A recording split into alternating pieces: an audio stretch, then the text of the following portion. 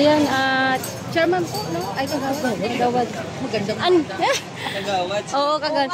Ano po yung dahilan bakit po sila tinanggal? Actually kasi, bukod dun sa lagpas sila dun sa endpoint na sinasabing guhit, kinakain nila yung halos triple ng sumat. So, usually, actually nirereklamo sila. Kaya lang kami bilang barangay, everyday, remind, clear, kaya lang, mga isang oras lawa, bumabalik sila sa dati. So, buti nga, maiksib, minsan buhos yan, hanggang dito sila.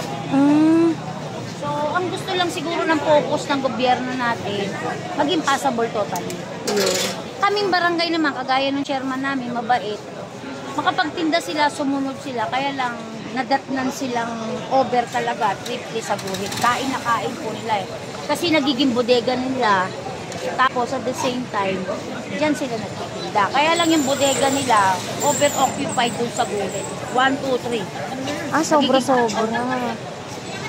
Ang focus lang ni Sir Tobera ngayon, lumuhab. Kagaya niyan, nung nag-clean up kami ng sinabi ni Yorming Mandato, sinonrox namin yan. Kaya lang, hindi nga namin, yan, ipis, ayun na naman, ipis, kalat. Thank you po, kagawad. Thank you, ma'am. Thank you po.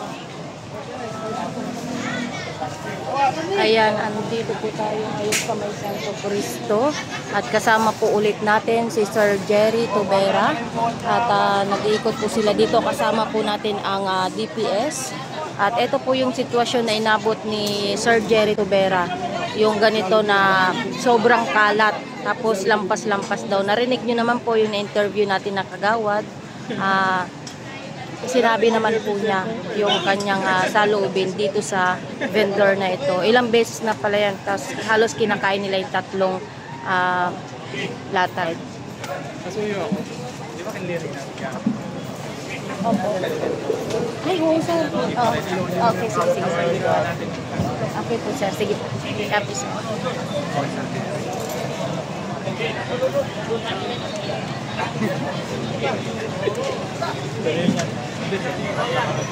Meron dito ko naman yung Late. Kagigising lang. Iniwanan nga yung kinainan eh. Iniwanan. Ginabi kagabi. Ay, nag-edit ako eh. Pang YouTube. Diyos ko, ayan o, kabay, nakita niyo po yung kalat nila. Talat tayo, magkakalat po. Mabilis siyang kuwalis yan. Ang mas maraming paninda, mas maraming basura. Para ito dito ka mismo sa harap ng barangay.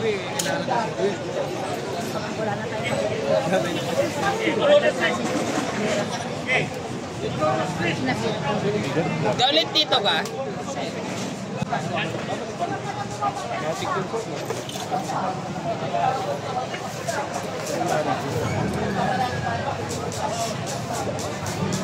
Ayan, meron na naman po ulit na nasampulan na isang vendor. Ayan, nakita nyo po yung sitwasyon nila dito, sobrang kalat. Dapat po kasi pag magkaroon man kayo ng paninda, dapat ipakita nyo naman yung kalinisan sa iyong nasasakupan or sa tapat ninyo. Yan. Para hindi maaktuhan na ganyan yung sitwasyon, di ba?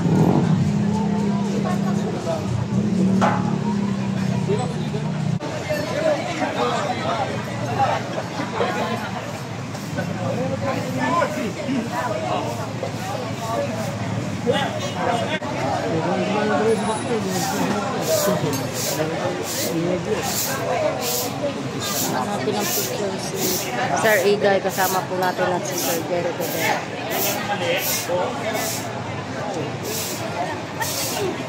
Ha? Oo. Kumapis pa ano? Natingin na lang siya.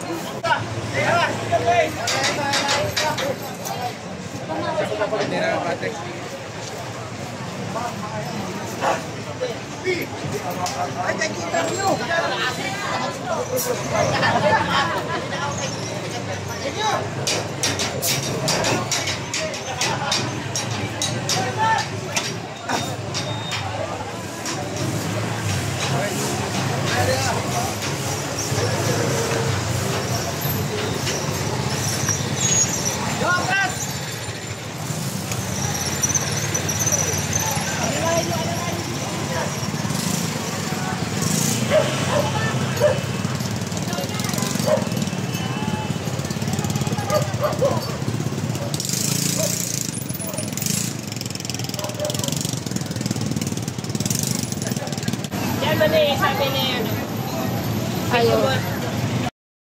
Ayun mga kababayan, andito po tayo sa may barangay 2.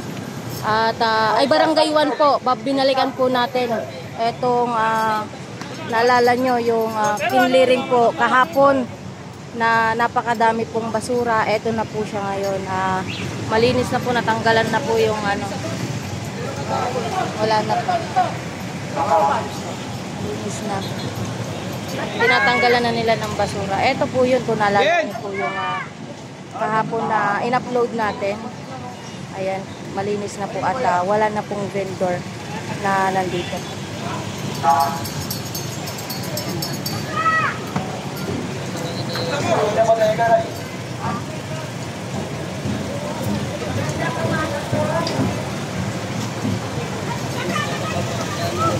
Ayan, iba talaga pag si Sir Jerry Tobera ang nag-clearing. Talagang wala ka talagang kahit balikan mo, wala po kayo makikita vendor na po dito.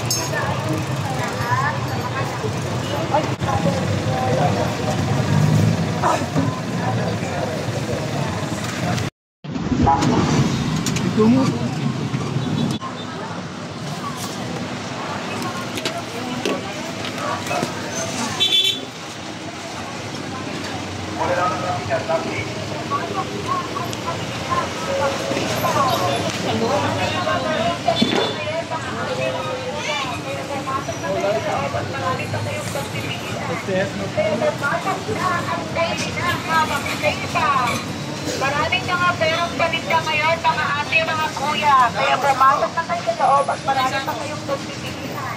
Kaya pumasok na at nabili na habang safe pa. Maraming mga perong paninda ngayon, mga ate, mga kuya. Kaya pumasok na kayo sa loob at marami pa kayong pagpipilihan. Pumasok na at nabili na habang safe pa. Maraming mga perong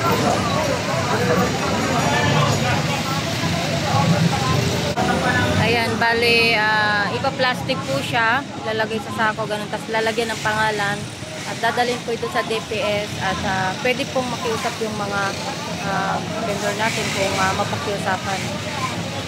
Pero alam ko mga ganito.